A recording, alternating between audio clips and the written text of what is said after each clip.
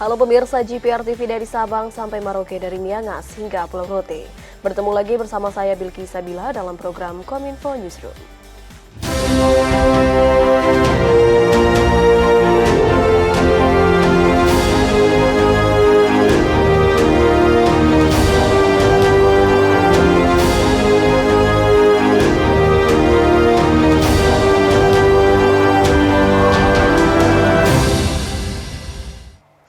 Kita awali informasi pertama pemirsa. Presiden Joko Widodo meresmikan jalan tol Cileunyi Sumedang Dauan di Kabupaten Sumedang, Jawa Barat. Melalui tol Cisumdawu ini akan meningkatkan konektivitas Kota Bandung melalui tol Cipularang ke tol Cipali serta menuju ke Bandara Internasional Kertajati.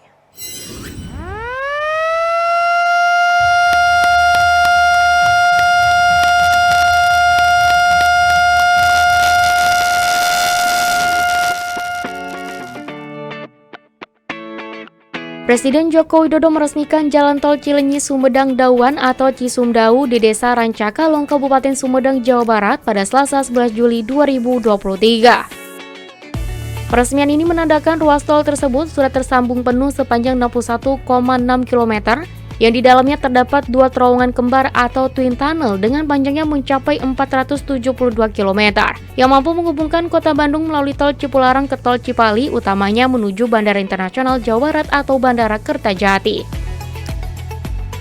Adapun terkait total anggaran tol Cisumdawu ini secara keseluruhan mencapai 18,3 triliun rupiah, dengan 9,7 triliun rupiahnya berasal dari anggaran pemerintah, sedangkan sisanya dibiayai melalui skema kerjasama pemerintah dan badan usaha.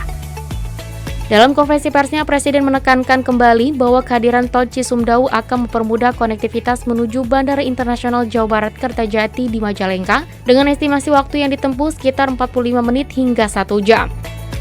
Dengan diresmikannya jalan tol ini, Presiden pun berharap mampu meningkatkan lalu lintas di Bandara Internasional Kertajati yang ditargetkan akan mulai beroperasi penuh pada Oktober 2023 mendatang. Dan kita harapkan ini akan memberikan dukungan penuh pada operasional Airport Kertajati. Kita harapkan Oktober bisa operasi penuh di Airport Kertajati. Dan sudah dicoba tadi Pak Menteri PU, Pak Gubernur Jawa Barat, dari Bandung ke Kertajati, Pak Gub tadi 45 menit, Pak Menteri PU 50 menit, ya 1 jam kira-kira. Presiden Joko Widodo menyebut ada minat besar investor asing untuk berinvestasi dan mengelola Bandara Internasional Jawa Barat Kertajati Majalengka. Presiden berharap dengan adanya investor dapat memicu peningkatan lalu lintas bandara tersebut.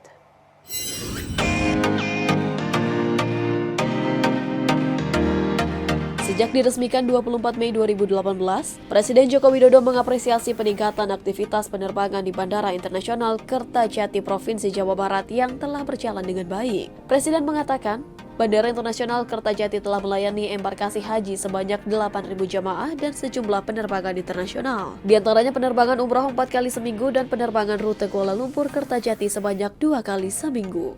Dan nantinya dimulai bulan Oktober akan operasi penuh. Artinya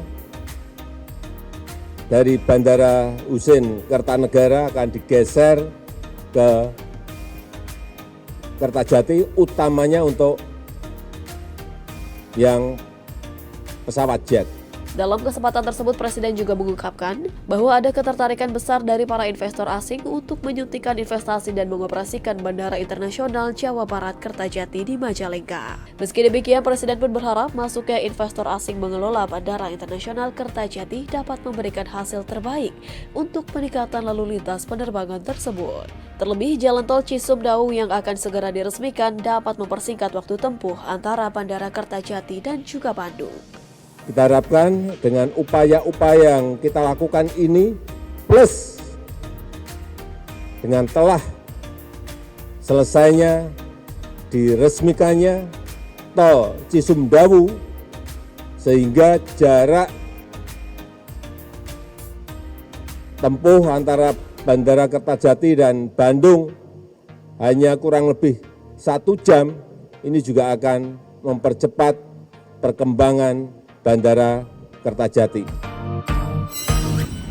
Informasi lainnya, pemirsa, Bakamla Republik Indonesia berhasil menindak kapal asing yang diduga melakukan aktivitas transshipment ilegal di wilayah zona ekonomi eksklusif Indonesia pada hari Jumat tanggal 7 Juli 2023. Saat ini kapal dengan panjang ratusan meter tersebut telah disandarkan ke perairan Batam untuk dilakukan proses hukum.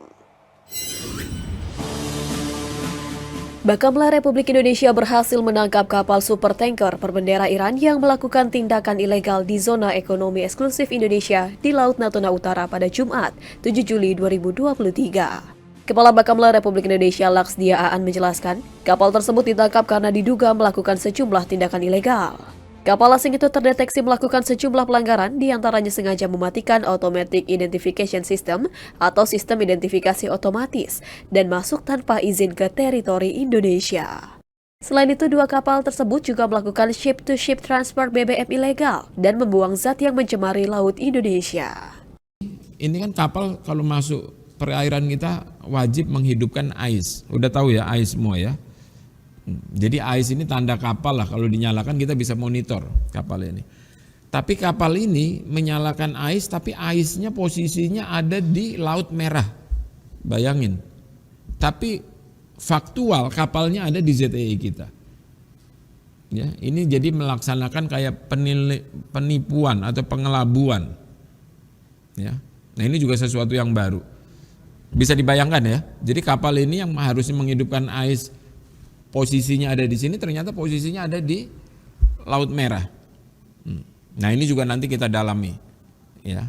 Berdasarkan informasi, kapal supertanker itu sengaja memasuki perairan Indonesia di Laut Natuna Utara untuk mentransfer minyak ke kapal tanker yang lainnya. Melalui kejadian ini, Bakamla Republik Indonesia berpotensi menyelamatkan kerugian negara sebesar 4,6 triliun rupiah. Muatannya ini ada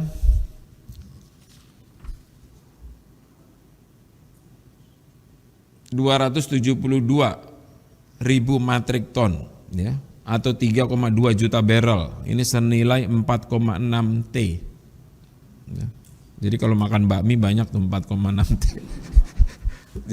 Jadi kurang lebih demikian yang bisa saya gambarkan. Nah, ini juga bentuk dari kolaborasi yang baik antara Bakamla dengan APMM, sesama Coast Guard ya, antara Coast Guard Indonesia dengan Coast Guard-nya Malaysia. Dan ini luar biasa kalau menurut saya, karena respon dari pihak Malaysia ini hanya 2-3 jam dia sudah bisa menerbangkan heli, bisa menurunkan pasukan khususnya dari Coast Guard-nya Malaysia untuk bisa menghentikan kapal ini. Presiden Republik Indonesia Joko Widodo menerima Menteri Pertahanan Prabowo Subianto di Istana Merdeka, Jakarta pada Senin 10 Juli 2023. Dalam pertemuan tersebut, Menhan Prabowo melaporkan sejumlah hal terkait dengan perkembangan di bidang pertanahan. Maksud kami di bidang pertahanan, mulai dari industri pertahanan hingga situasi geopolitik.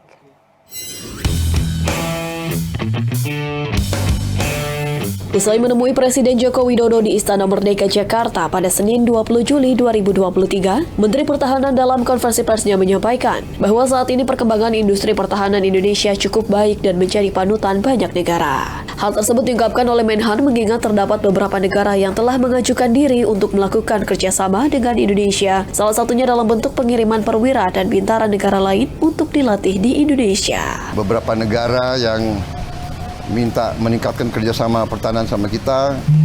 Mereka ingin mengirim perwira-perwira dan bintara-bintara mereka untuk dilatih di Indonesia, dan mereka juga minta kita ke negara mereka untuk melatih pasukan mereka. Ini sangat saya kira juga menunjukkan Indonesia terus dihormati dan menjadi panutan banyak negara, terutama negara-negara Afrika.